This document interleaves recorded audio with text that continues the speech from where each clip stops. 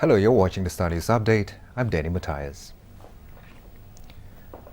The emergency seating of the Perak State Assembly passed 3 motions Tuesday, including one calling for the dissolution of the Assembly to pave the way for fresh state elections. The seating was held under a tree in a vacant lot about 200 meters from the State Secretariat building after police prevented the Pakatan Rakyat Assemblyman from entering the building. Former Perak Menteri Besar Datuk Seri Muhammad Nizar Jamaluddin says 3 motions were passed. The first is a motion of confidence in himself as the legal Perak Menteri Besar. The second is an agreement to seek royal consent for the dissolution of the State Assembly. And the third is the adoption of the suspension of Perak Menteri Besar Datuk Dr. Zamri Abdul Kadir and 6 executive councillors he appointed.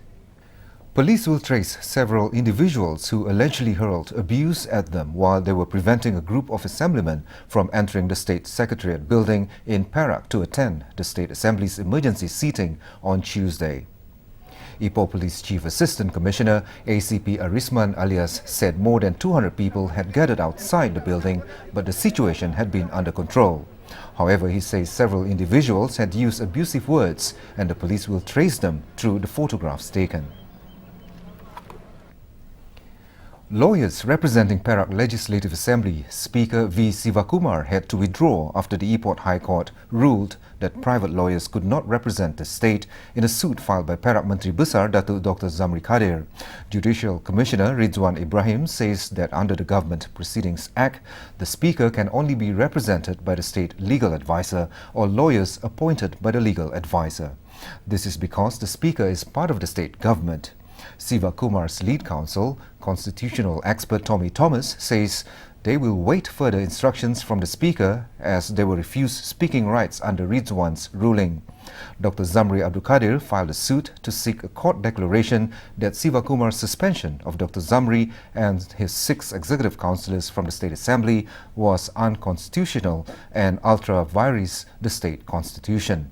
He is also seeking court declarations that he and his EXCO members had the right to attend seatings and that the House was not to be bound by any rules by or instructions from the Speaker. The second post-mortem of suspected car thief A. Kugans showed that he died after being repeatedly beaten. The post-mortem, conducted by a pathologist from the University Malaya Medical Centre or UMMC at the request of the 22-year-old's family, also showed that he had multiple burn marks. Kugans' family lawyer N. Sudrendran said this at a press conference at Petaling Jaya Tuesday.